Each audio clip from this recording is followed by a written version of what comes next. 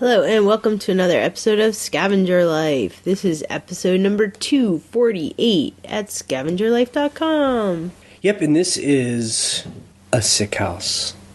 Oh my god, don't anybody enter our house. Although we're feeling much better, yeah. So this week we were, actually last Sunday, as we were doing the podcast, I was starting to feel kind of rough. And, it just felt like a cold, like anything else. And then, Sunday night, Monday night, Tuesday night. Oh my god. Just, I was really sick. And, and normally I get sick and I just muscle through it, just take some Dayquil and just whatever. But this was really just a headache, constant sinus headache. I just couldn't sleep. And I just remember on Tuesday night, in the middle of the night, just not being able to sleep and just thinking like, and I really thought this. I was like, what if I have like one of those like infections, like and I'm gonna die, I mean, that's how bad I felt, because when I woke up on Wednesday, I was not any better. Right. I was probably worse than I was when I first got sick. Yeah, you felt really bad. So I was like, let's just go to the doctor. Yeah, those are words I've heard Jay utter one time when he cut his hand open. And that took hours for him to decide to go to the hospital. And you're good. You arranged it. You called the doctor. You set up a time. We went. It was great. He did a test. I definitely had the official flu. Yeah. And he gave me the medicine I needed. Yeah. I immediately felt better when I got home. Look, I think basically it was peace of mind because your doctor, he did this little swab to figure out if you had the flu or if it's something else. If you have the flu, you're like, okay, I get it. I have the flu. You're probably not going to die. Really, that's like what you want to hear. Yeah. Right. Yeah, like, you're going to be okay. Right. And then you were sick as well. I was also you sick. Caught it from me, so both of us have been just really... I mean, the thing about it is, like, look, we are people who work all the time. We have energy all the time. And to not have that for an entire week is, like, devastating. Yeah. Like, I'm always making a list of stuff to do today and tomorrow and next week. And I'm always organizing these lists because I enjoy it. And I've just been so sick. I just, like, threw it down. I just, like, I can't do anything. Like, nothing's happening. I mean, part of it is, like, yeah, you feel bad, but, like, we're starting to feel better, and I'm still exhausted. Like, my mind isn't straight. I'm, like, trying to do work, and I'm just, like, I can't get my stuff together, so. And just one real quick thing on the flu. I've never been this sick in my life that I can. Yeah. Maybe when I was a little kid, I don't know, but in my adult life, I've never been this sick. Yeah. And I don't know if I've ever really had flu. Yeah. If this is what flu is. I've had bad colds. Yeah. But now I understand why the government makes such a big deal about the flu vaccine. The flu. And because of this, I mean, and our doctor had been like, can you imagine being 80 and feeling the way that you feel? That's why people 80, die. Yeah, die when they're 80 with the flu. So I'm like, yeah, wow, this is a big deal, bad. So I was even thinking, like, we should get the flu shot even after we had the flu, because it actually protects you from, like, 5 different kinds of flu. So we might do that. Yeah. Because it was bad. So the good news is that, we have the kind of life where we can be sick for a week, and it's okay, Yeah, I mean, stuff keeps running. And before you got sick, you were picking up slack, and you kept things going while I was sick. Well, listen, like, I was sick from Wednesday on, essentially. And I was still able to pack every single day. Like, I would get a burst of energy later, because basically I slept all day, and I would wake up and I would be like, okay, let me just gather some things to ship, because as everyone knows, the clock is ticking when people have paid for stuff and you have to ship it. And I know I missed a bunch of deadlines, but I'm like, at least people are getting stuff. So that was tough because, like, you'll pack a few things, and I was videotaping them too. It's so crazy. I would just get so exhausted. Yeah. Like, yesterday, I was just like, I can't, like, I did 5 things, and I was like, I'm done. Right. But it is hard because you do need to still, like, ship stuff out. So. Right. Although I did say that we could just email people. And just tell people, look, I got the flu. It's going to be people 3 days. You know, we'll get dinged on the top-rated seller status percentage of shipping time, but who cares? You know, like at least your customers know. Yeah. Like, but I didn't have to do that, but so I'll be packing a bunch of stuff tonight. Yeah. As far as eBay goes, or as anything goes, yeah, we didn't do anything this week. Nothing got photographed. Nothing got listed. Stuff just got barely shipped. The good thing is just like we actually had one of our best weeks than we've had all a year long. It was crazy. And so this really goes to the idea of the pipeline of, like, you know, all that work we've done in the past has paid off on eBay. And then even with Amazon, you know, we put in a bunch of stuff into the Amazon FBA warehouses, and we sold a bunch of stuff. You know. Random. Definitely not like eBay, but it's good. Yeah. You know? Okay, so we wanted to kind of give everyone an update if you're interested in our Amazon FBA experience. Okay, so experiment. Experience of the experiment. And this is what I saw, or this is what I see. So, you know, Amazon, it's just like a platform like any other, like eBay. People come on, they complain about eBay. Why does eBay have these rules, and they're changing this, and I don't understand this, and this is clunky. You know what? Now that we're doing Amazon, it's the same thing. That's exactly how it's just a whole new platform, new rules, new ways of doing things.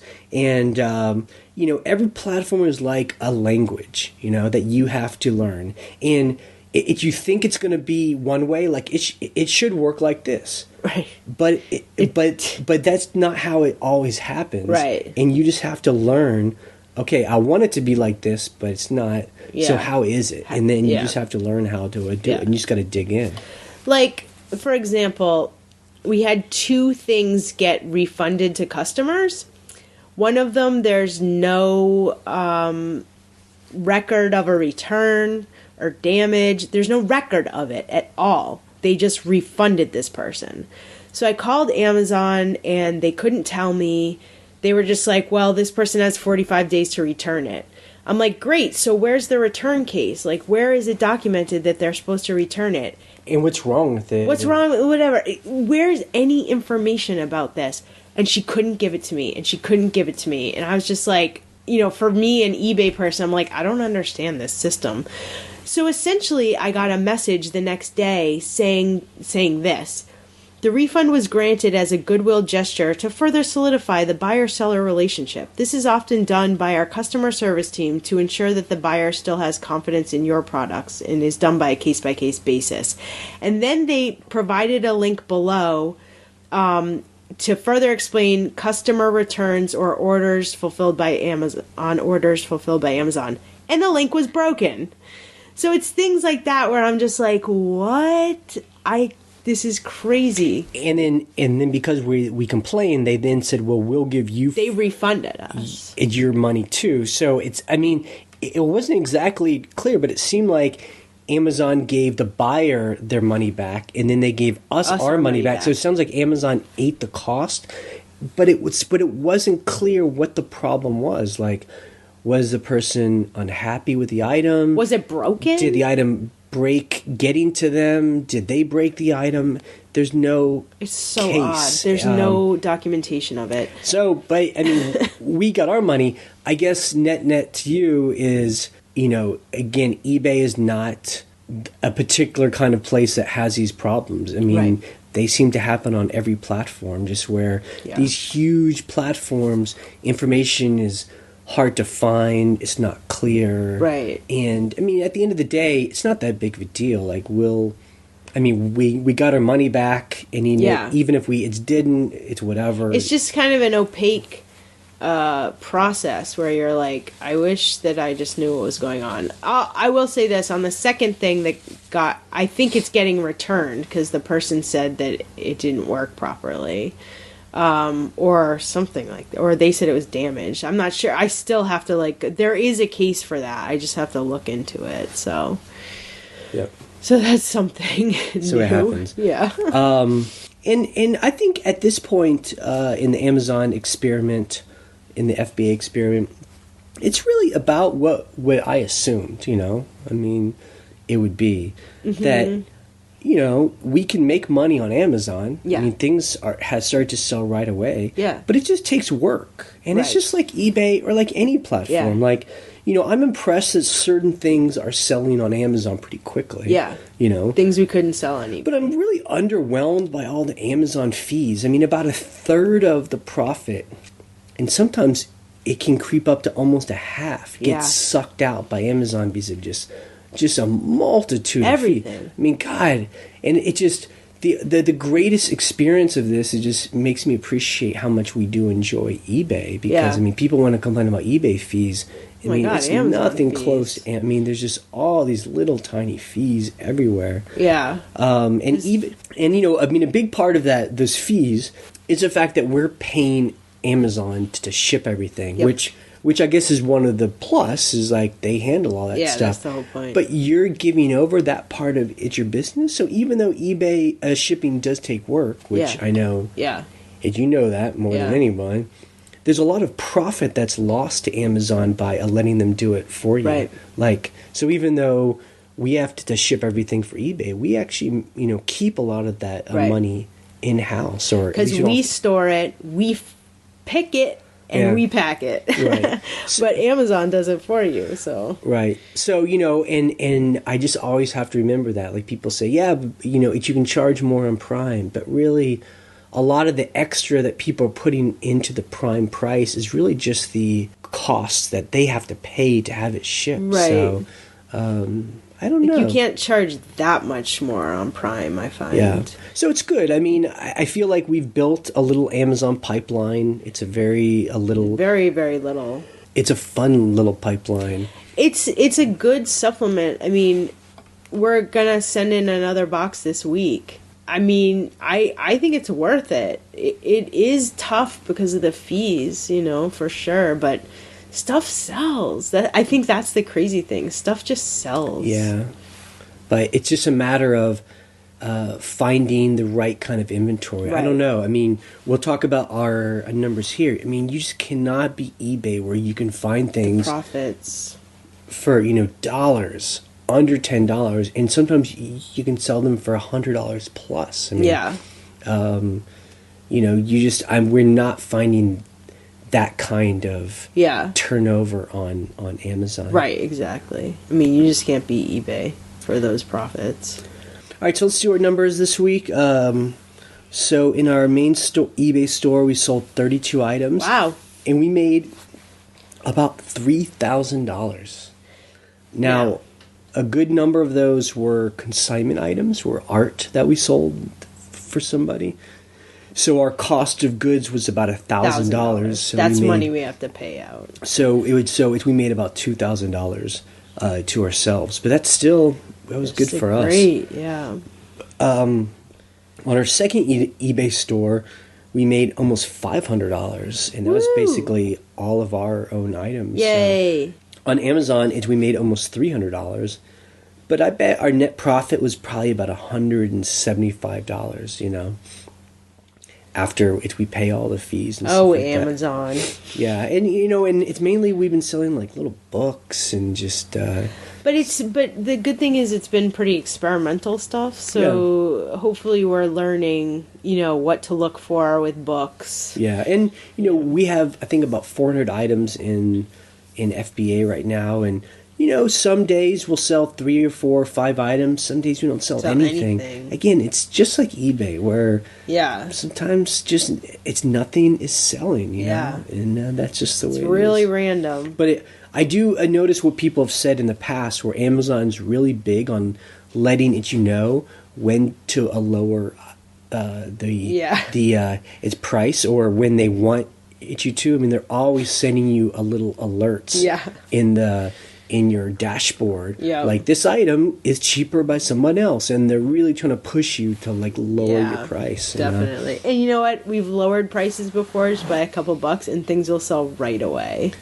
Yeah, but then other times we're just like, man, if it gets any cheaper, it's like, what's the point of even doing it? Like, I know. We're going to make like $2, you know? It's crazy. Okay, things we sold. I'll bring up its first one because it's almost like a historical topic.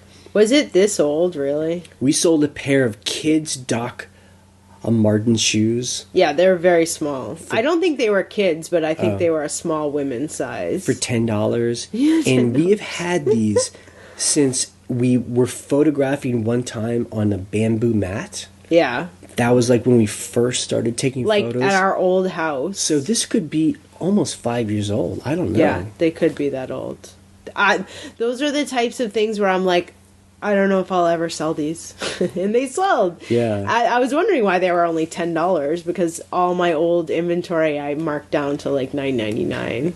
But, and that's a good example of just because we mark stuff down does not mean things start going to just flying off the shelves. I mean, we changed those prices a long time ago, and it still took this long to sell. Well, you know what? It's an odd size. Right. It's not a kid size. What size is it? It was UK size 2. Oh.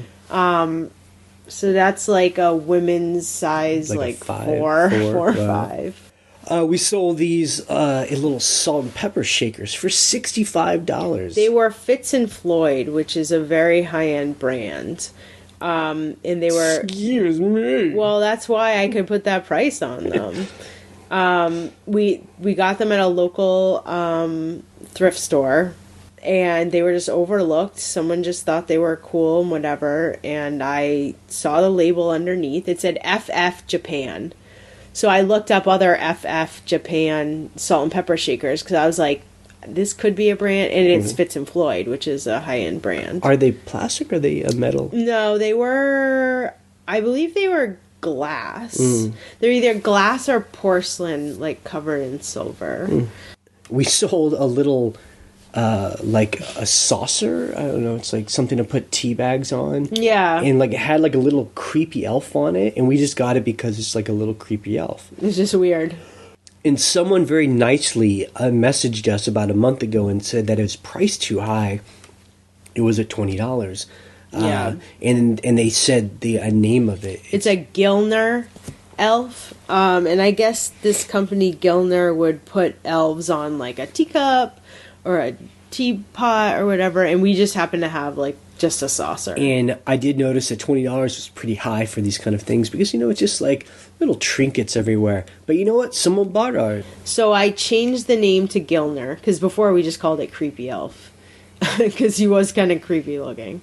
And I kept the price at $20, and it still sold. Yeah. We sold this watercolor. Yes.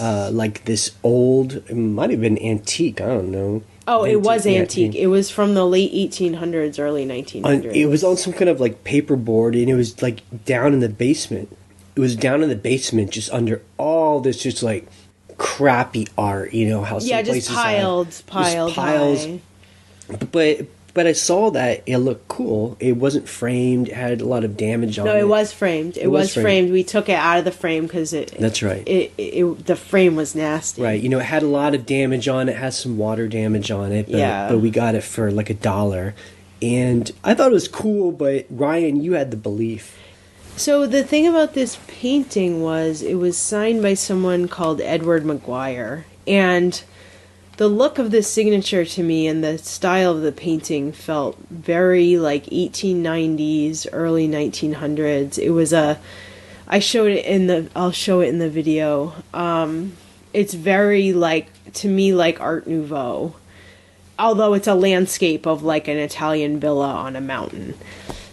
It was really interesting to me. So I put it up at $175. We literally got it for $1. And it sold for $145. And I remember saying, I'm just going to laugh when this sells because Jay's just like, this is such a junky painting. Which is weird because I don't know how you could think that. Well, it's gone now. I think that you're misrepresenting. I think you're misrepresenting my. Okay, so represent yourself. I will.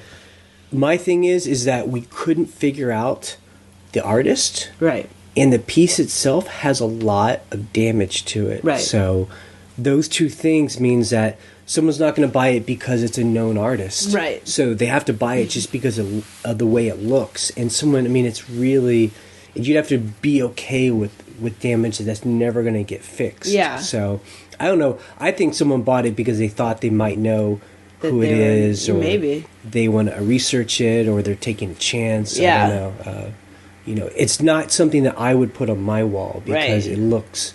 Yeah, I mean, again, I didn't think it was that damaged. Okay. Fine. So I sold it for $145, and that is the end, the definitive answer. And you know what? I'm happy for both of us. Good. Okay, one thing that brought a lot of controversy to our blog. A whole lot of controversy. Ryan showed in last week's video how we sold a wall hat rack, just like a piece of wood that had some nails in it that you put on the wall, and then you can hang hats on it.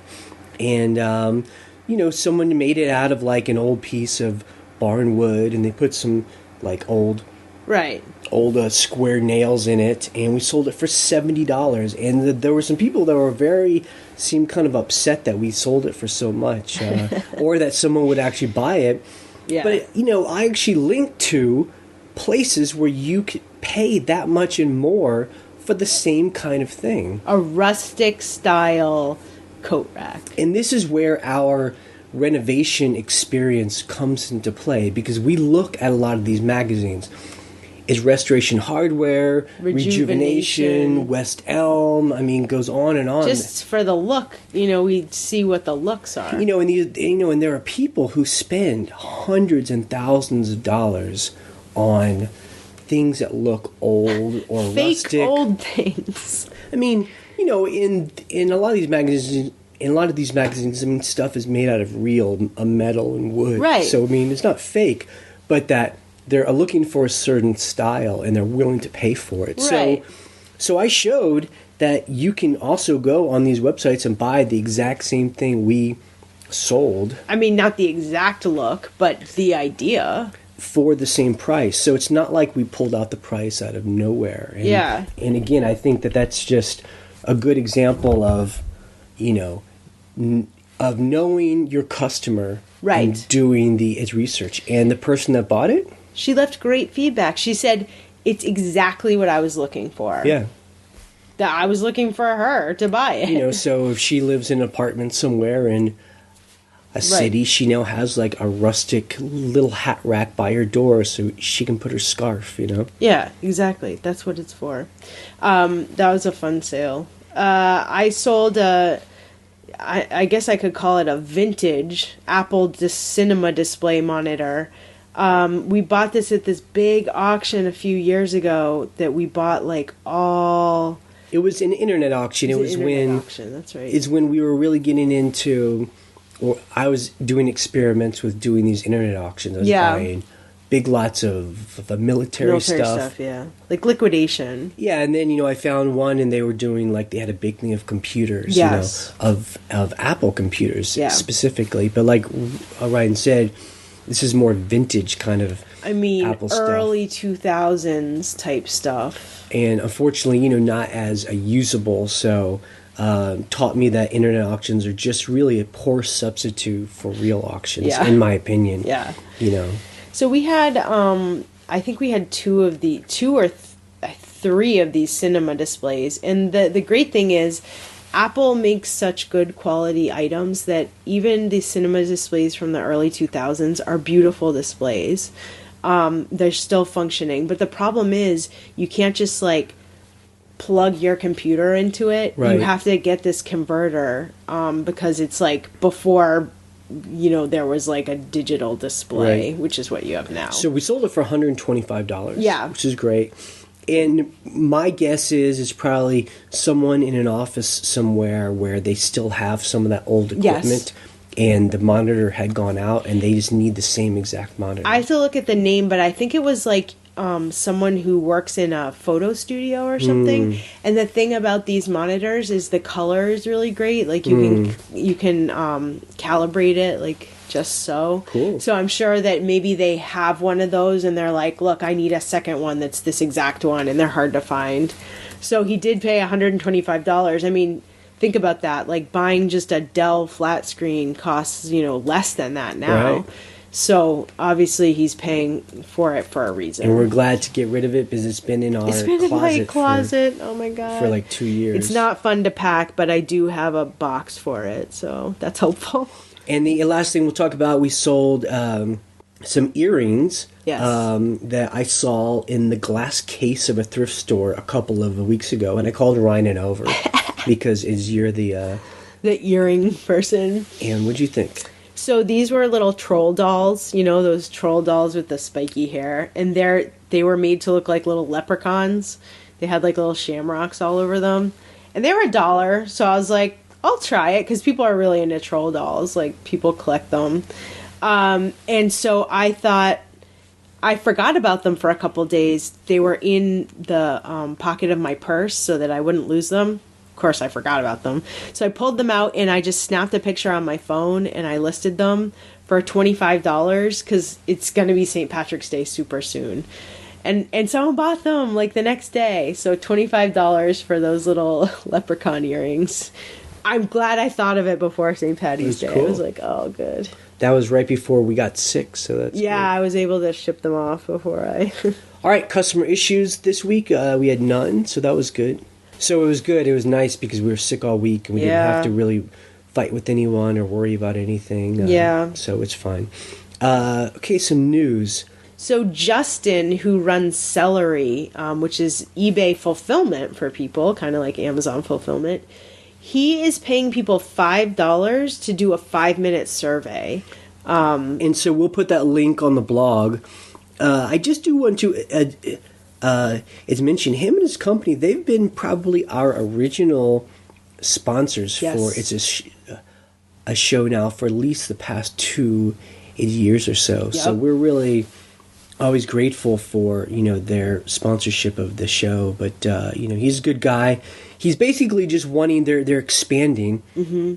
They just moved into a new warehouse. Oh, cool! And basically, what happens is you can send him your inventory for eBay or Etsy or even Amazon, and then they'll mail it for you when someone buys it. That's so cool. So it's like having an FBA warehouse, but for your vintage stuff or for clothes or whatever. And so he has questions for people about what they would be looking for.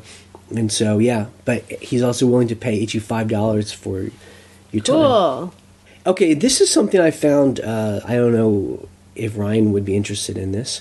The singer for Bikini Kill. Yeah. There was an article about how she buys stuff on eBay. So you're talking about Kathleen Hanna from Bikini Kill and La Tigre. Right, and so, the article itself is not so interesting about what she does, but what she does, so she has a search out, and when something pops up in that search, she'll then think about buying it, and she, and I just thought it was interesting because I think it's a thing, I think people do it, whether it be famous people or non-famous people. I think that's one reason why people do still like eBay, and why there will always be a place for eBay, is because people put out these searches for very specific kind of things. Her thing is about artwork, so she's looking for a certain kind of artwork.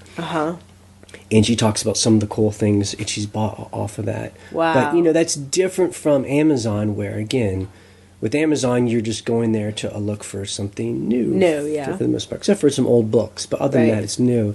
It's only eBay where you can really go and find that kind of stuff. Well, that's cool because, I definitely have searches out for certain things. That's what, because that's why you have to have a search, because you never know when it's going to pop up. Yeah. Unlike Amazon, where it's just what's there is there, That's cool. So go Kathleen Hanna. Yes, I love to hear that. Okay, something we learned in the comments this week. I was really not very actively involved in the comments this week.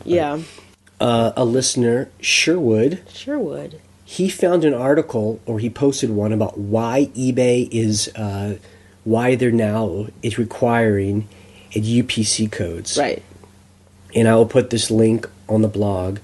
And basically, eBay is trying to gain back their search on Google. Like we all know that a couple of years ago, Google really hit eBay hard by taking down a lot of their, all of our things down in the search rankings because eBay was doing some kind of bad things. Yeah, none of us really know what it is. Right? Well, they were just doing basically links. spammy. They were stuffing their pages with phony ways to attract Google. Really bad. Google saw that. So basically the UPC codes that they want everyone to enter for appropriate items. For new stuff. Will just help Google feel comfortable with linking to these items because now it's more information for them to do. And basically that's what Amazon does. Yeah. So they're really just trying to keep up with everybody else. And it makes sense. Them. Yeah, I totally thought that's what it was. But check the article out. It kind of explains it more into detail. Cool. Okay, our coming week. Hopefully we won't be as exhausted as I feel right now. Yeah, so we'll probably be slowly coming back into ramping back up. Yeah. So I think this week is kind of playing catch up in many ways. Look, what I have to do, the first of the month is when I do our bookkeeping, and I was dead to the world, so I have to do our bookkeeping for the month. And so, I still have these things of books that I'm going to be going through, and it's a lot of little pieces of paper.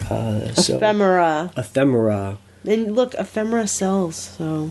Yeah, so I'll be doing that. I did notice too, I was checking out our schedule.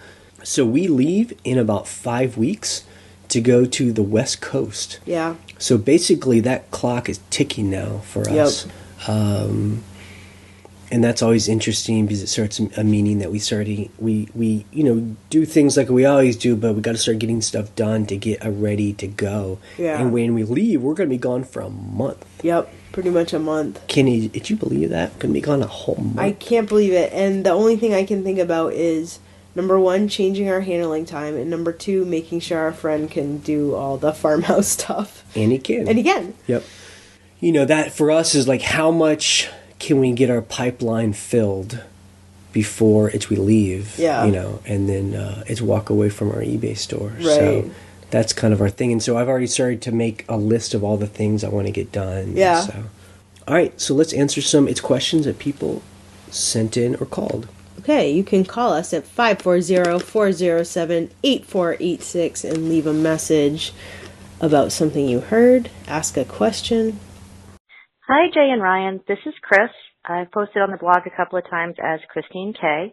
I wanted to call and leave a tip about the make an offer feature, which I know you guys like and I also really like. One of the reasons I really like it is because I feel like it gives me at least some element of control over who I sell to.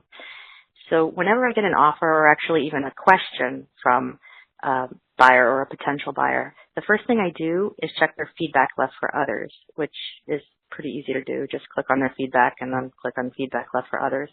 It takes maybe 15 or 20 seconds. And, most of the time they leave pretty decent feedback, but every once in a while you come across somebody who leaves just completely crazy feedback. Sometimes it's somebody you wouldn't expect to have left that. Like today, my mom got an offer from somebody. The person had 3,500 positive feedbacks, but they were only a buyer. And the negative feedbacks they had left were scathing, and there were probably 3 or 4 of them on every single page that we checked. So block them, denied, and move on. I think that doing this has saved me a lot of time in the long run because I've had to call eBay far less to, get their help in dealing with a crazy buyer or try to get a negative removed or whatever since I started doing this.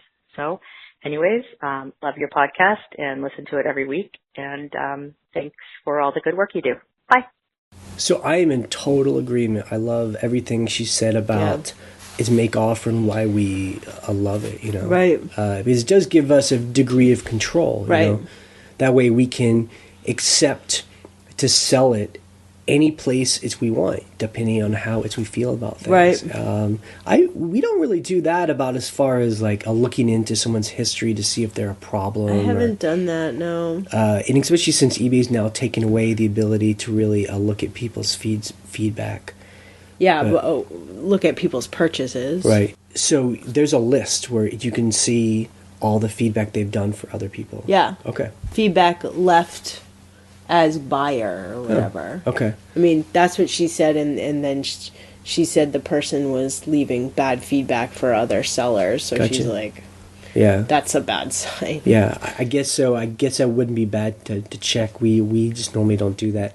But I really do love that feature that they started about, I don't know, a year ago now, where if someone just sends you a question on an item, yes. if you want, you can then send them an offer. Yep. I think that's so great. I think it's a really good... I think Make Offer is one of the best things that eBay has as a platform. And now even more so through the messages. Because if someone's like, hey, I'll give you this much, and you can just like, great, sure, I'll take that offer, without them having Make Offer on the page, so it's good. Okay, we got an email. We got a question emailed to us. It was actually a couple weeks ago or a week ago, but I'll talk about it now. It's kind of a long story. This seller, someone bought a ring from her. Yes. And the person got the ring, said that they weren't happy or it didn't fit, right, and they wanted to return it. A seller approved it, no problem, send it back. The problem is the buyer couldn't figure out how to print a label off of eBay, so they called eBay and opened up a case against a seller, and so a seller calls eBay, and it's just like a whole thing, and she doesn't understand why she needs to do anything else, and eBay's like, well, just send them a label, so they can put on the thing. And then she didn't do that, and then the buyer actually had the case closed in her favor. Oh my God. Because, and anyway, and so the bottom line of the story is the seller says, she feels that eBay failed her, and she felt bad about it, and she was just asking how we would have done something like that. Right. So I guess the way I'll start is, I get it. We've dealt with people that buy things, and there's a problem, Right. Whether it be a technical problem, a personal problem, personality, I don't know. But, what would you do if, the buyer's like, well, I don't know how to print this on my computer, I think the best thing I could have done if the person was really technologically being bad, unknowledgeable, is say, look, worst case scenario, bring it to the post office and give me the tracking number. Right. And then you can work it out with your person who's going to pay for that shipping. If they complain, okay, are you still going to pay? Yes, just tell me, depending on how much this ring is worth, I would probably do that if the ring was worth a lot of money. Yeah. I mean, and I think we've done it in several ways. We tried different things. Yeah. And sometimes they work and sometimes they don't. I mean, we've done things like this where you work with them and you talk to them. Right. And I would have done the same thing. Be like, just go to the post office. Ship it through the post office. Don't even go through eBay. We'll figure it out. And we'll eat the cost. Let's just get this done. Exactly. Or we've done the things where, if they don't want to go by eBay's rules, we would just be quiet. Yeah. We've approved it. Well, what more do you want? But, we got dinged on that recently where we did something like that and we got a negative feedback, which eBay won't take away because we chose to be quiet. So it's always a choice. In the end, I think the best thing is just to, eat a bit of the cost. I think what's odd is that she has a return open and she was still able to open a case. I didn't think that was possible. I thought one would cancel out the other. Well, it maybe I'm misunderstanding some of the story, but that's kind of what happened, was just where the person felt like they were trying to do the best that they can. Right. And they feel that they still got in trouble just because the buyer had so many problems. But. So, I think it's also worth a call to eBay, too, and be like, this is what happened. This is not right. I never got my item back. That's not okay. I just wonder how far you can go with a call to appeal that decision. Because Yeah. I've appealed things like that before, Right. and gotten my money back. Cool. It sucks because you have to sit on the phone for a long time, but if you're very persistent, you can probably make it happen. Yeah. Hey, how's it going, guys? This is William from South Carolina.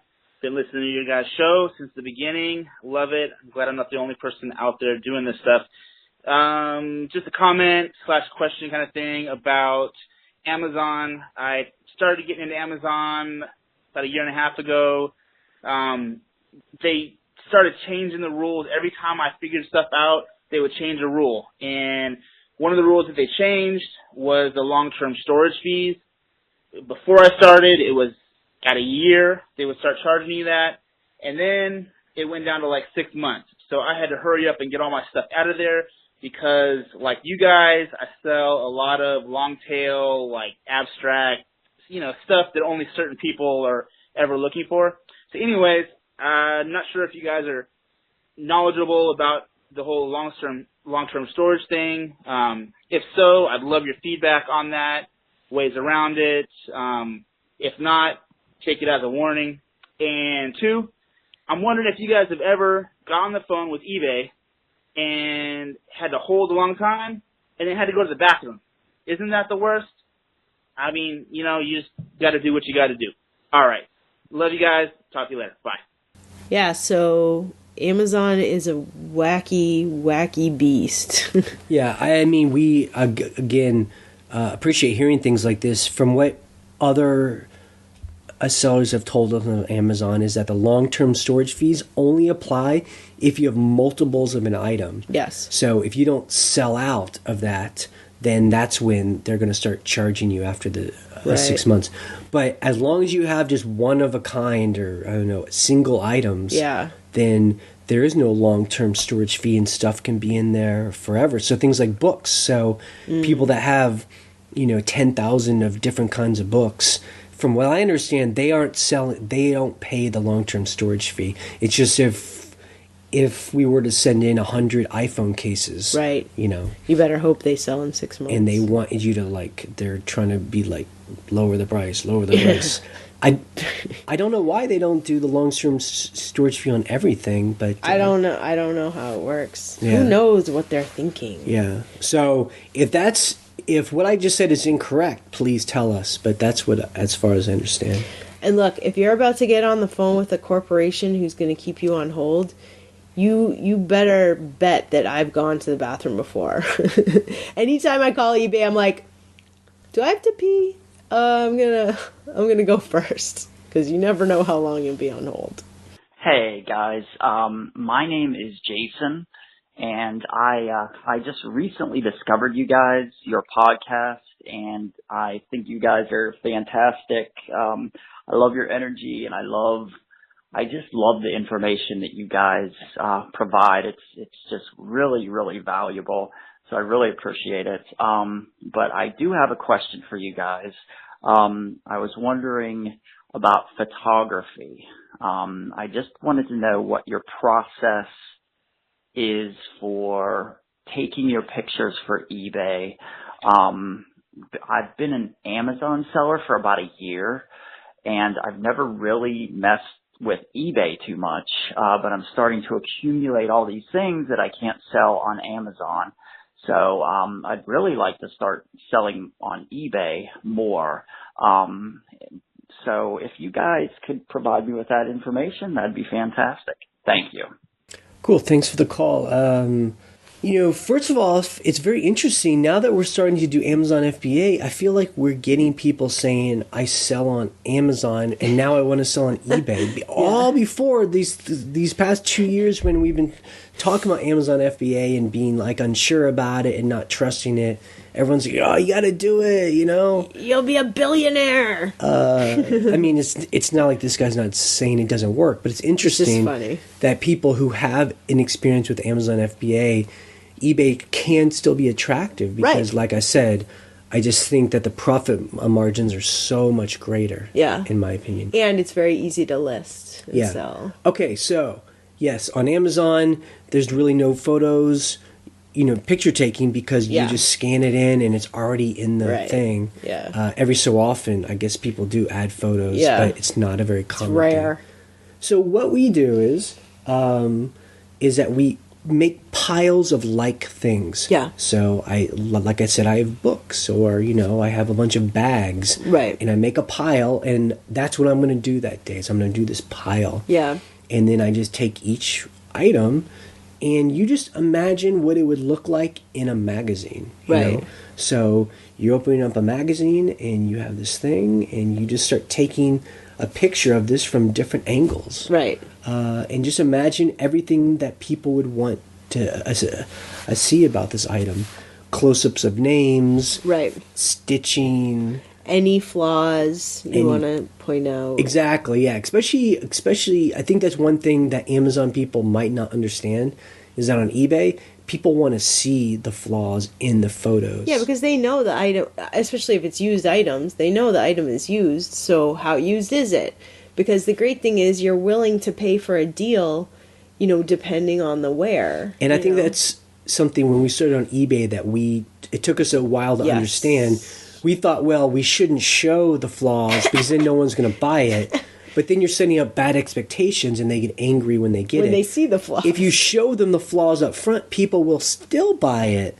Yeah. And they know about it. And because they know about it, they're not upset when they get the item. Right. So, yeah.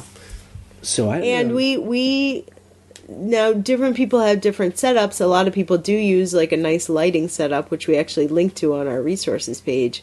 But we like to use natural light. So we'll take pictures, like right now, Jay's been taking pictures in the house, in our main house, and he does it on the kitchen table, which is a rustic farmhouse table.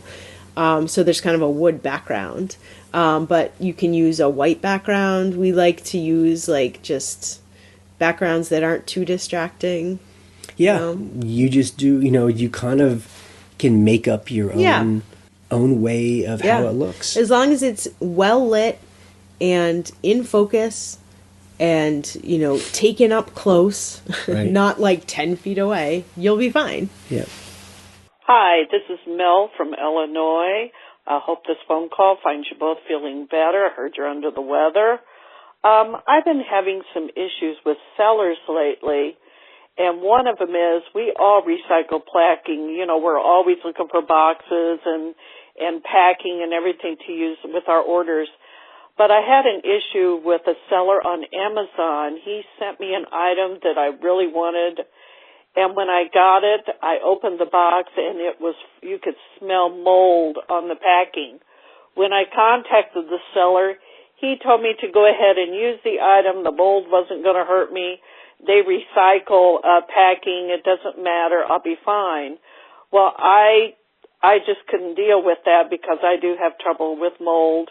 And I thought, maybe you want to address the issue. Like I said, we all get recycled packing products. But if they have an odor to them, I pass them up. And I've had really good luck with my packing. But this seller apparently doesn't care, what he ships in. And I mean, it was really, really bad. Luckily, I got to send the package back. So I just thought I'd pass that along, and thank you so much.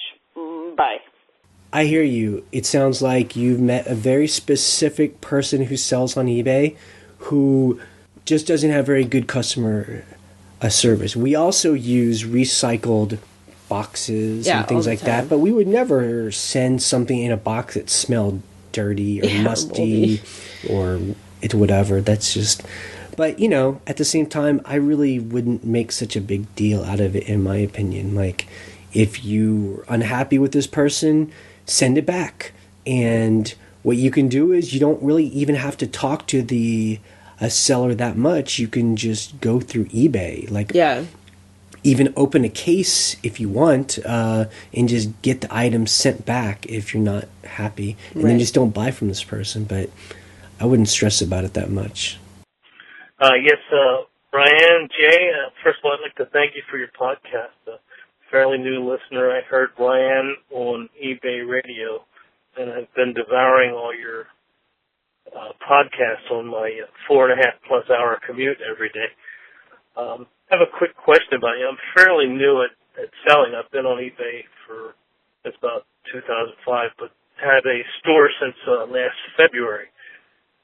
Got my first neutral feedback today. I mean, I don't know if neutral feedback is something I should worry about or even do anything about. I haven't never gotten a negative, but it was on an IKEA lampshade that was brand new, and I listed the model number, even the dimensions in the title. You know, how tall it was, how wide the bottom was, how wide the top was. And I was given a neutral feedback saying that I didn't describe it accurately enough to fit a standard size USA lamp, which I'm not sure what I could have done more. But is that something that I should even worry about? Again, I do appreciate everything you do. Love your podcast. Again, I do appreciate everything you do, and your guidance would be greatly appreciated. Thank you. My name's Alan. First of all, you said you have a 4+ hour commute every day? That's crazy. I would love to hear more about that. That doesn't seem actually possible. I don't know if it's 4 hours one way, but that's like insanity. I don't even know how that's possible. The other thing is, so the good thing is about a neutral, you don't get dinged for that. And what you can do is there's a link on eBay where you can reply to feedback. So whatever they said in their neutral, you can reply and say, you know, all dimensions and measurements were on the listing for this. That's usually how I reply to things like that. Like, happy to take a return. All measurements were on the listing, because it's true. So, you know, that's another thing that you can do is you can call eBay and just ask them why this person's allowed to leave to have any kind of bad neutral feedback. Yeah. When you just sent an item, right? That's normal, and they didn't ask for a return. Yeah, but at the same time, it depends what the person actually says in the feedback itself. If it's just an opinion, eBay will just say, well, that's just the buyer's opinion. I mean, you can't fight that. If it's like, the measurements were wrong, right, and they weren't wrong, you might be able to fight it. Right. So, and the other thing is, we always say, especially for people that are it's new, I mean, negative or neutral feedback is not going to ruin your store. Yeah. It's a good reminder to check to make sure you aren't doing something wrong. Right. On a consistent basis, that's going to get more bad feedback. Yeah. But sometimes you just hit a grumpy buyer. Ugh. They're upset about something else in their life, and you just got the brunt of it. It's no big deal. But it's not going to mean that people aren't going to not buy from you. Yeah. All right, that is it for the sick version of Scavenger Life. You can check out our blog at scavengerlife.com for any links we've talked about, and you can join the conversation over there. You can leave a question or comment on our voicemail line. Again, the phone number is 540-407-8486. So we post an episode every Sunday night, Monday morning. Probably this will go out. You'll probably be hearing this on Monday. I don't know. I'll try. We post a what sells a video on Wednesday, so that you can actually see what we sell and how much we sell it for. You can subscribe to us through iTunes or through YouTube, and you'll always get the latest. And you can listen to our other podcast at shampooandbooze.com. And that is where we talk about our Airbnb rental business. Yep. Okay, this podcast is ending in 3, 2, 1. Cough.